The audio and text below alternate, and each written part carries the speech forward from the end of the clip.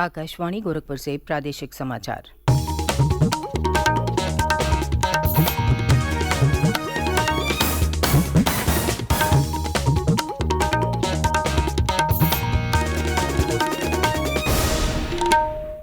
नमस्कार, समाचार बुलेटिन के साथ मैं सुकीर्ति अस्थाना। पहले मुख्य समाचार। मुख्यमंत्री योगी आदित्यनाथ ने प्रदेश में गरीबों के मांगलिक कार्यक्रमों को भव्यता से आयोजित करने के लिए कल्याण मंडपम बनाने की घोषणा की। गोरखपुर में अंतर्राष्ट्रीय खेल स्टेडियम बनाने की भी की घोषणा। भारतीय पुरातत्व सर्वेक्षण ने वाराणसी में ज्ञानवापी मस्जिद परिसर का शुरू किया सर्वे। मौसम विभाग ने कल से प्रदेश में वर्षा होने का जताया अनुमान। आज भी कुछ स्थानों पर बारिश होने के आसार। और अमरोहा में सिनेमाघर की दीवार ढहने से 3 मजदूरों की मौत, 4 गंभीर रूप से घायल।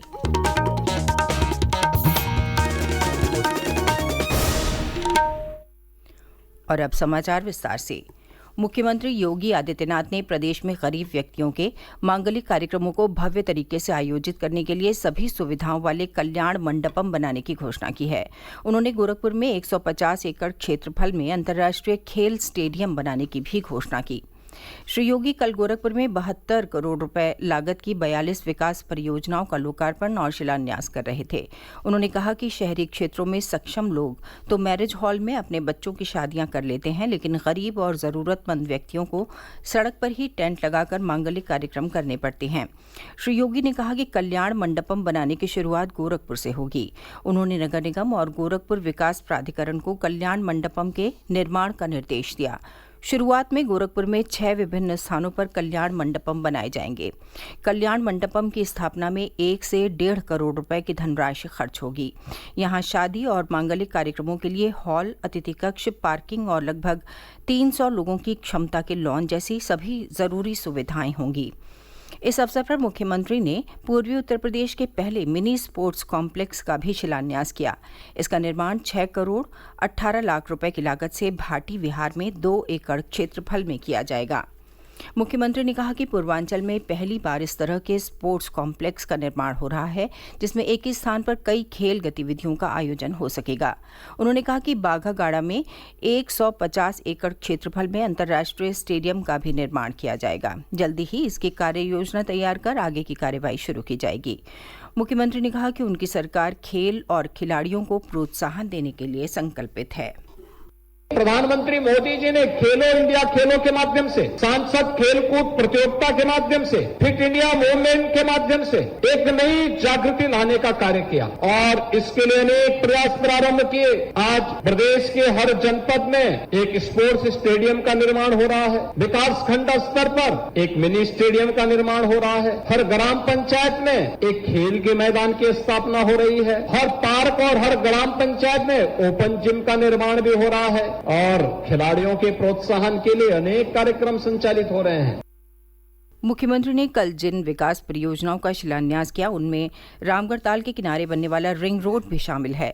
गोरखपुर विकास प्राधिकरण जीडी की ओर से बनाए जाने वाले इस रिंग रोड पर 44 करोड़ 13 लाख रुपए से अधिक की धनराशि खर्च होगी। इस 2 लेन सड़क का निर्माण पैडलेगंज से RKBK से होते हुए सहारा स्टेट तक किया जाएगा। मुख्यमंत्री ने कहा कि इस सड़क के निर्माण के बाद रामगढ़ ताल की सुंदरता और बढ़ेगी। साथ ही लोगों को रामगढ़ ताल के किनारे सैर करने का और स्थान उपलब्ध होगा।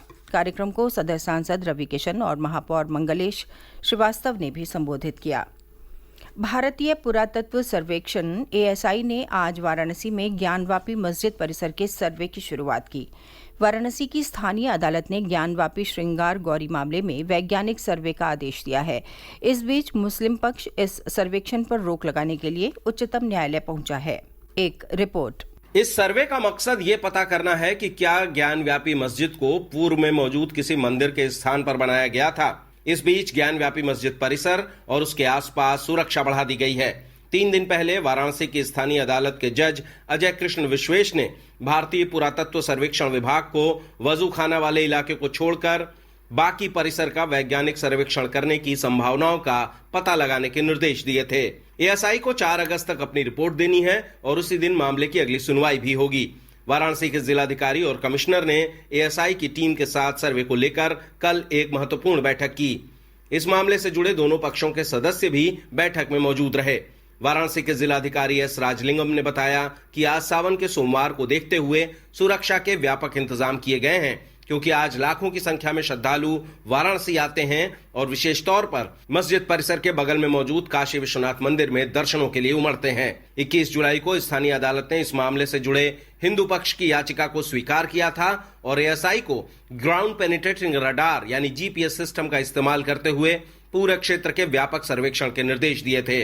हालांकि इस सर्वे से उस क्षेत्र को बाहर रखा गया था, जिसे सर्वोच्च अदालत के आदेश के बाद मई 2022 से ही सील किया जा चुका है। सुशील चंद्र तिवारी, आकाशवाणी समाचार, लखनऊ।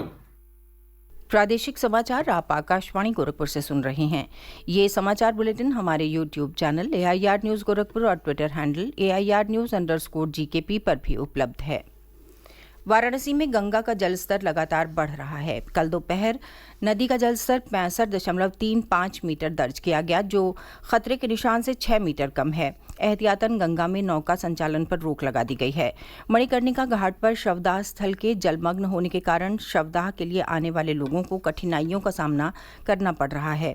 केंद्रीय जल आयोग के अनुसार वाराणसी में गंगा का जलस्तर 1 सेंटीमीटर प्रति घंटे की रफ्तार से बढ़ रहा है। सहायक नदी वरुणा का जलस्तर भी तेजी से बढ़ रहा है, जिससे तटवर्ती क्षेत्रों में बाढ़ की आशंका बढ़ गई है। वहीं प्रयागराज में गंगा और यमुना के जलस्तर में धीमी गति से बढ़ोतरी हो रही है। दोनों नदियां खतरे के निशान से 5-6 मीटर नीचे बह रही हैं। अलीगढ़ में भी यमुना का जलस्तर धीमी गति से बढ़ रहा है। आगरा, मथुरा और फिरोजाबाद में भी यमुना के जलस्तर में कमी आ रही है। उधर कुशीनगर सहित पूर्वी उत्तर प्रदेश के कई जिलों में पिछले कुछ दिनों से बारिश न होने के कारण धान के खेतों में दरारें पड़ना शुरू हो गई हैं, जिससे किसानों की चिंताएं बढ़ गई हैं। मौसम विभाग ने प्रदेश में मानसून के एक बार फिर सक्रिय होने की संभावना जताई है। आज प्रदेश के कुछ स्थानों पर वर्षा हो सकती है। कल से राज्य के लगभग सभी स्थानों पर वर्षा होने का अनुमान है। स्पेशल टास्क फोर्स ने अवैध मादक पदार्थ और ड्रग्स का कारोबार करने वाले 4 लोगों को कल लखनऊ में गिरफ्तार किया। आधिकारिक सूत्रों ने बताया कि पिछले कई दिनों से स्पेशल टास्क फोर्स को अवैध मादक पदार्थ की तस्करी करने वाले अंतर्राष्ट्रीय गिरोह के सदस्यों के सक्रिय होने की खबरें मिल रही थीं, जिनके आधार पर STF टीम ने यह कार्रवाई की। ये सभी अभियुक्त लखनऊ शहर के रहने वाले हैं। इनके पास से 6.5 लाख रुपए से ज्यादा नकद रकम, 1 कार और 6 मोबाइल फोन बरामद किए गए हैं। पूछताछ के दौरान इन अभियुक्तों ने बताया कि मोबाइल फोन के विभिन्न एप्लीकेशन के जरिए ये लोग अंतर्राष्ट्रीय स्तर पर मादक पदार्थों और ड्रग्स की खरीद फरोख्त करते थे। गिरफ्तार अभियुक्तों के खिलाफ गोमती नगर थाने में NDPC एक्ट की विभिन्न धाराओं में मुकदमा पंजीकृत किया गया है। अमरोहा जिले में कल एक सिनेमा घर की पुरानी दीवार गिरने से 3 मजदूरों की मौत हो गई और 4 अन्य गंभीर रूप से घायल हो गए। दुर्घटना शहर कोतवाली क्षेत्र में हुई। जिलाधिकारी राजेश कुमार त्यागी ने बताया कि मामले की जांच की जा रही है और जो भी दोषी पाया जाएगा उसके खिलाफ सख्त विधिक कार्रवाई की जाएगी। कल राष्ट्रीय प्रसारण दिवस मनाया गया। वर्ष 1927 में 23 जुलाई को बॉम्बे स्टेशन से एक निजी कंपनी इंडियन ब्रॉडकास्टिंग कंपनी के तहत पहला प्रसारण हुआ था। 8 जून 1936 को इंडियन स्टेट ब्रॉडकास्टिंग सेवा को ऑल इंडिया रेडियो का नाम दिया गया। अगस्त 1937 में केंद्रीय समाचार संगठन अस्तित्व में आया। लोकप्रिय फिल्म संगीत के लिए विख्यात विविध भारती सेवा की शुरुआत 1957 में हुई। सावन के तीसरे सोमवार पर आज श्रद्धालु तड़के से ही शिवालयों में जलाभिषेक के लिए उमड़ रहे हैं।